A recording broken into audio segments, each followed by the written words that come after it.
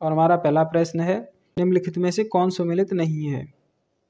तो दोस्तों option A कहता है कि अनुच्छेद 52 के तहत भारत का एक राष्ट्रपति होगा, बिल्कुल सही है। ऑप्शन बी कहता है अनुच्छेद 53 के तहत संघ की कार्यपालिका की शक्ति राष्ट्रपति में निहित होगी, दोस्तों ये भी सही है। ऑप्शन सी कहता है कि अनुच्छेद 54 के तहत राष्ट्रपति के चुनाव दिया गया है, ये भी सही है। और ऑप्शन डी कहता है कि अनुच्छेद 56 के तहत राष्ट्रपति के चुनाव का तरीका दिया गया है, दोस्तों ये हमारा गलत हो जाएगा, क्योंकि अनुच्छेद 56 के तहत राष्ट्रपति का कार्यकाल दिया गया है। तो ऑप्शन डी हमारा सही है। अगला प्रश्न है, निम्नलिखित में से कौन सम्मिलित नहीं है। दोस्तों इसमें ऑप्शन ए कहता है कि अनुच्छेद 58 के तहत राष्ट्रपति के चुने जाने की योग्यता दी गई है, बिल्कुल सही है।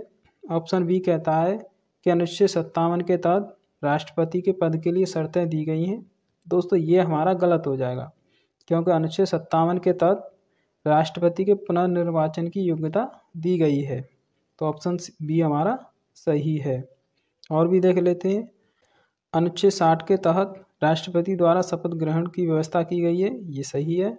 और अनुच्छेद 61 में राष्ट्रपति पर महाभियोग की प्रक्रिया दी गई है, ये भी सही है। अगला प्रश्न लेते हैं, भारत में राष्ट्रपति बनने के लिए कम से कम कितनी आयु होनी चाहिए।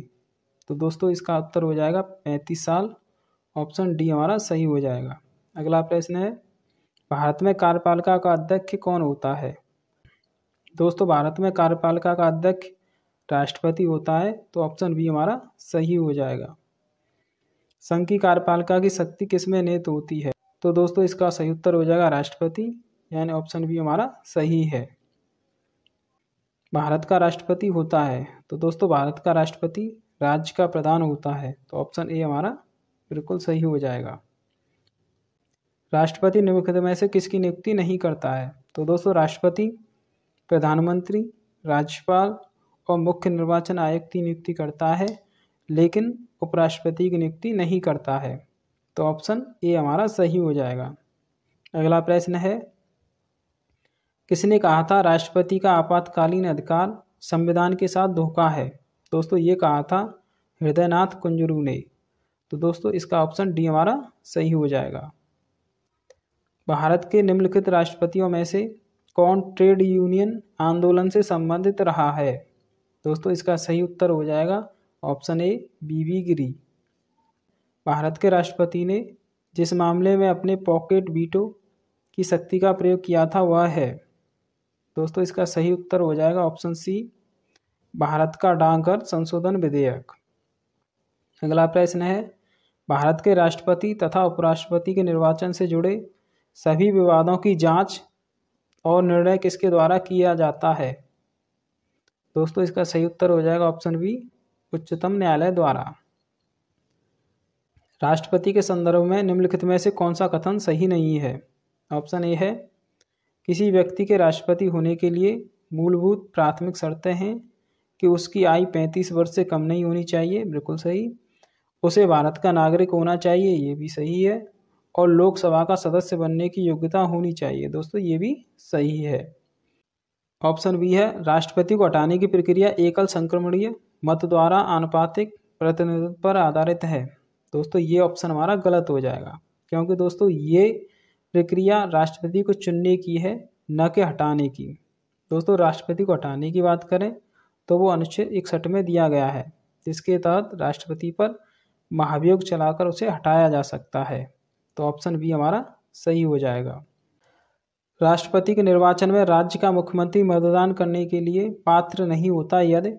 ऑप्शन ए है, वह स्वयं प्रत्याशी हो। ऑप्शन बी, उसे राज्य विधानमंडल के निचले सदन में अपना बहुमत सिद्ध करना शेष हो। वह राज्य विधानमंडल में उच्च सदन का सदस्य हो। और ऑप्शन डी है, यदि वह काम चलाऊ रूप में नियुक्त मुख्यमंत्री हो। तो दोस्तों इसमें ऑप्शन सी हमारा सही हो जाएगा, क्योंकि ऑप्शन ए, बी और डी तीनों ही सही हैं और ऑप्शन सी हमारा गलत है। अगला प्रश्न है, राष्ट्रपति पर महाभियोग का आरोप संसद के किस सदन द्वारा लगाया जा सकता है। तो दोस्तों राष्ट्रपति पर महाभियोग का आरोप संसद के किसी भी सदन द्वारा लगाया जा सकता है, तो ऑप्शन सी हमारा सही है। भारतीय संविधान का कौन सा अनुच्छेद राष्ट्रपति के पद के लिए पुनः निर्वाचन की योग्यता निर्धारित करता है? तो दोस्तों इसका ऑप्शन सी हमारा सही हो जाएगा, अनुच्छेद 57। अगला प्रश्न है, भारतीय राष्ट्रपति के सर्वसम्मत से चुने जाने का अभी तक एकमात्र उदाहरण है। दोस्तों यह एकमात्र उदाहरण है नीलम संजीव रेड्डी का।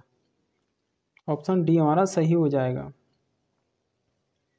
भारतीय संविधान का कौन सा अनुच्छेद राष्ट्रपति को उच्चतम न्यायालय से परामर्श करने की शक्ति प्रदान करता है?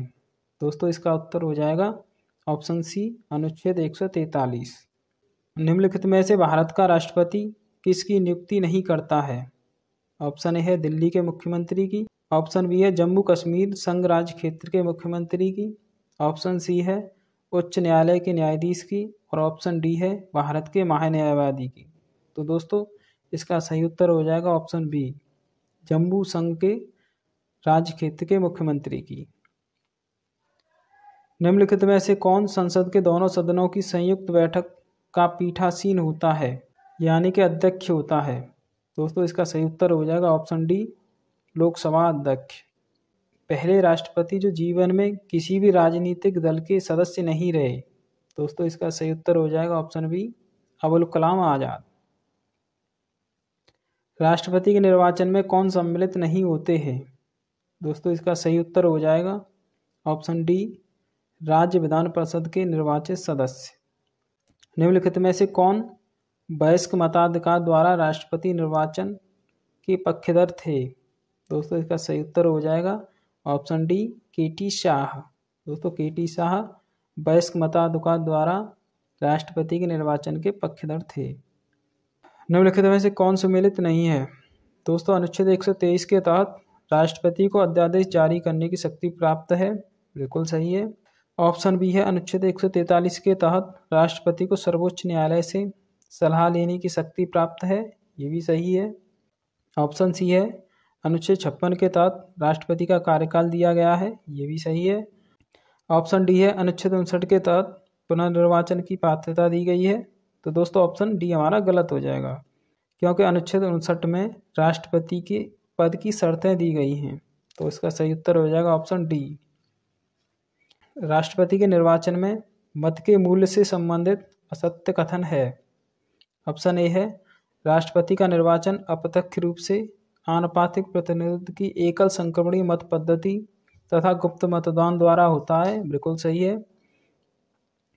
प्रत्येक राज्य की विधानसभा सदस्य के मत का मूल्य अलग अलग होता है। ये भी सही है। ऑप्शन सी है विभिन्न राज्यों के लोकसभा सदस्य के मत का मूल्य अलग अलग होता है। तो दोस्तों ऑप्शन सी हमारा गलत हो जाएगा। ये अलग अलग नहीं होता है, सभी का समान होता है। तो ऑप्शन सी हमारा सही है। ऑप्शन डी भी देख लेते हैं। सभी राज्य विधानसभाओं के निर्वाचित सदस्य के मत मूल्यों का योग संसद के दोनों सदनों के सभी निर्वाचित सदस्यों के मत के मूल्य के योग के समतुल्य अर्थात समान होता है। तो ये भी हमारा सही है। निम्नलिखित में से कौन असत्य है?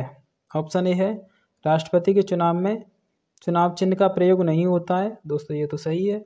ऑप्शन बी है राष्ट्रपति का चुनाव निर्वाचन आयोग द्वारा किया जाता है। ये भी सही है। किसी सदस्य की पद रिक्ति या कोई विधान भंग है तो चुनाव पर कोई फर्क नहीं पड़ता है। ये भी सही है। ऑप्शन डी है चुनाव में नोटा का विकल्प होता है। दोस्तों ये हमारा गलत हो जाएगा, क्योंकि राष्ट्रपति के चुनाव में कोई नोटा का विकल्प नहीं होता है। ऑप्शन डी हमारा सही हो जाएगा। निम्नलिखित में से कौन असत्य है? ऑप्शन ए है विधानसभा के निर्वाचित सदस्य राष्ट्रपति के चुनाव में तो भाग लेते हैं, लेकिन महाभियोग की प्रक्रिया में उनकी कोई भूमिका नहीं है। दोस्तों ये बात बिल्कुल सही है।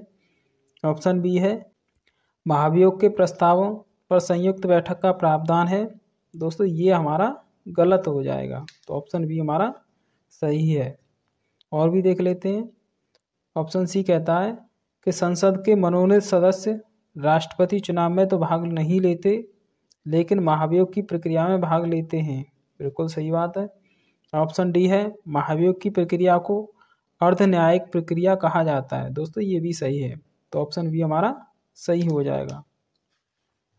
एक ही प्रधानमंत्री को सबसे ज़्यादा बार शपथ दिलाने वाले एकमात्र राष्ट्रपति कौन हैं? तो दोस्तों ये राष्ट्रपति हैं डॉक्टर राजेंद्र प्रसाद। तो ऑप्शन ए हमारा सही हो जाएगा। पहले गृह मंत्री जो राष्ट्रपति बने, तो दोस्तों इसका सही उत्तर हो जाएगा ऑप्शन ए ज्ञानी जैल सिंह। भारत को सर्वाधिक राष्ट्रपति किस राज्य ने दिए हैं? तो दोस्तों इसका सही उत्तर हो जाएगा ऑप्शन सी।